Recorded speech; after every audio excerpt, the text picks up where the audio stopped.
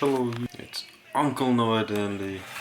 It's Sunday, and if you can, the window there, it's gonna be a rainy day. In fact, who knows? You might hear we got this tree like right now. Who knows? If you hear some banging, it's probably the trees hitting the windows. So, with that in mind, we're just gonna get to the video. Got my little cup of coffee here. Got some weightlifting gloves on. Just want to see, because I want to wear gloves, but see if my fingers are still exposed. So that'll help me use the camera and touch the vehicle and stuff as we go along. So we got our 71 Duster box here, and time to show you the car.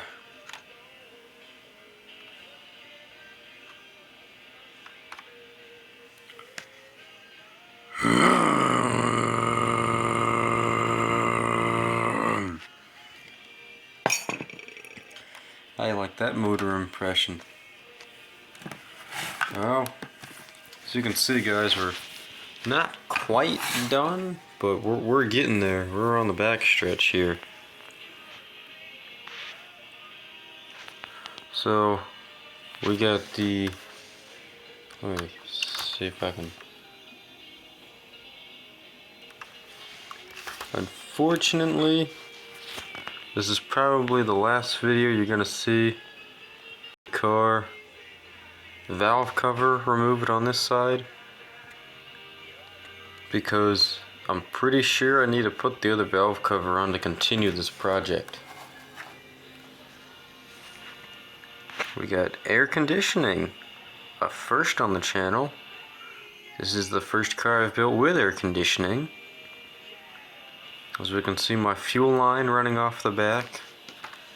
And if we, that's the air cleaner, not glued in. I don't know how the heck you run fuel lines, but this is what I got. So, here, fine tip paintbrush. Here is the fuel line right on the outside of the torsion bar. And I've cut it here because I think there's a tunnel, but I don't know. I'm just guessing. So it goes underneath this frame, and it makes a sharp corner here. And I just followed it back, and I probably didn't need to put the bend there, but I thought this might have been like a fuel rail or something. I don't know. And it comes all the way back here. And the problem is, as we can see, it's not even attached. But because this is modeled, oh, well, I could attach it right there. But also because this is like an abandoned kit, I'll probably just not fix that and say, well, the fuel line broke. That'll be a cool story. So, this Duster, right, it was in a race, right? Final drag race of the season. He was out for blood. He was gonna go for this win. And he slams it. Now this thing takes off like a missile. But something happened in the rear end, and it just jarred loose, and whack wham! It smacked into the wall, and it went to the other wall, and pow pow! It smacked up on the other side of the wall, and the impact was so violent, it shook the fuel lines loose. Yeah, that's the story. That'll be a good story, of course. This has to be more believable looking, but there you go. It got into an accident, and the fuel line jarred loose from the connector. It was quite old anyway. This car was racing in the 80s and early 90s. That portion right there was rusting away, and that final impact just broke it loose. Yeah, that's the story on that. Totally believable if you ask me. Totally not making that up. Got a little bit of rust down here, as you can see. All cracked up and stuff. I might drill some holes out around these areas too.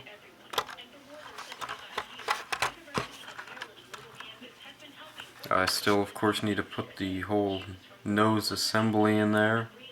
because we're missing the grill. A little problem I had trying to put the interior in place.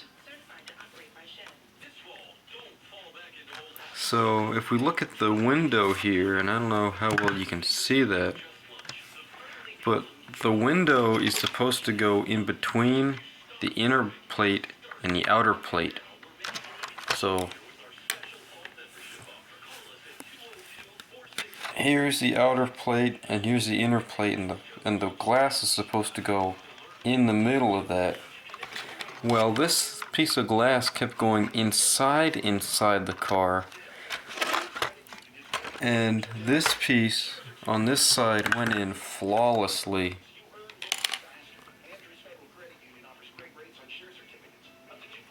You can kind of see right there in the seam. I don't know if the light's doing it right, but it goes right in between the two plates. Well, anyway, this side glass wasn't doing that, and it went actually inside the car. So I had to take some 22 gauge wire. Here's a little piece of 22 gauge right here. The same wire I used to make that. And I wedged it inside of here. There you go. I wedged it in there, and then went up to where the glass should be. I'm doing a shitty job of showing you guys, but hold on. So the metal is in between the two pieces, and I wedged it, and I was wedging the pieces out and managed to get the glass in between the pieces, and I had to use a piece of wire to do it. It's a little bit of Uncle Noid and the ingenuity right there. If it don't fit, well, you get a piece of 22 gauge and make it fit. And don't use 22 gauge shotguns on these kids. You'll probably be regretting that. Make sure it's 22 gauge wire and not a 22 gauge shotgun. I don't know if we've seen this already. You can't even see it on that side. T-handle shifter. The strange thing about this car is they didn't really do any weathering to the interior. It's fairly clean, but the outside's a mess. I wanted to do this sort of weird story like the inside of the car is a time capsule, and so it's been preserved while the exterior and the engine bay rotted away. Down here we have the rest of the parts to complete the kit. That circular thingy, I'm not even sure what that is. It might be the horn. And that piece goes right here. We've got the battery. We got the battery here, and that goes, see this little hole? That goes right there. We've got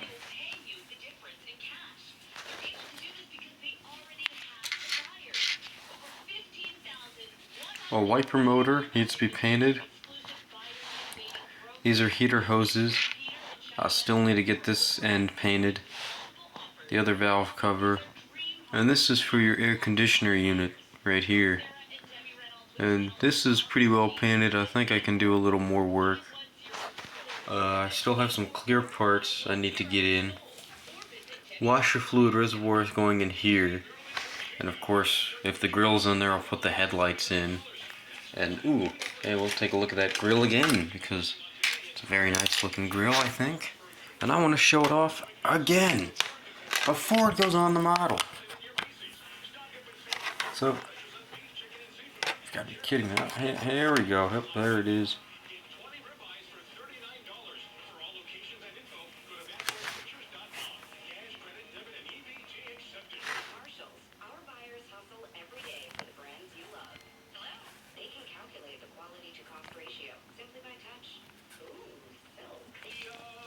Finally! It focused! So, I don't know how well we can see this, but I painted the inside of the grill black, and then red highlighting on the grill ribs that are exposed. Just like its big brother, the Plymouth Cuda.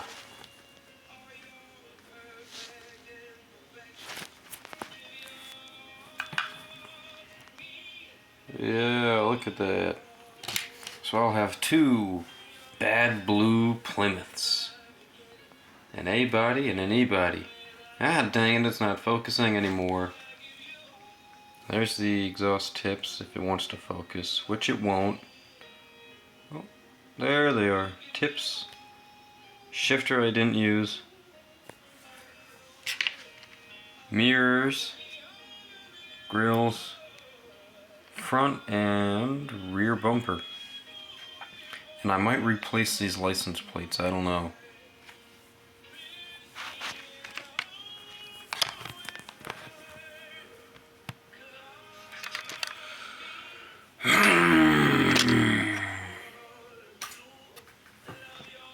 Alright guys, well, that about wraps it up for this video. Got my two bad blue Mopars. Both of them with rally wheels. One's with red lines, the other one Goodyear. Had printed. Luckily those are printed and not decals, otherwise they wouldn't come out like that.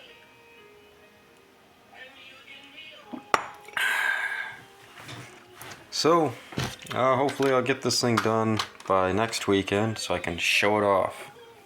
The final. Oh, and one last look. There's the valves there. And like I said, this will be the last time you see these. Because I'm pretty sure when I run the AC and the heater lines, if that's not in there, it's not going in. Here's the carburetor for you, nice 4-barrel.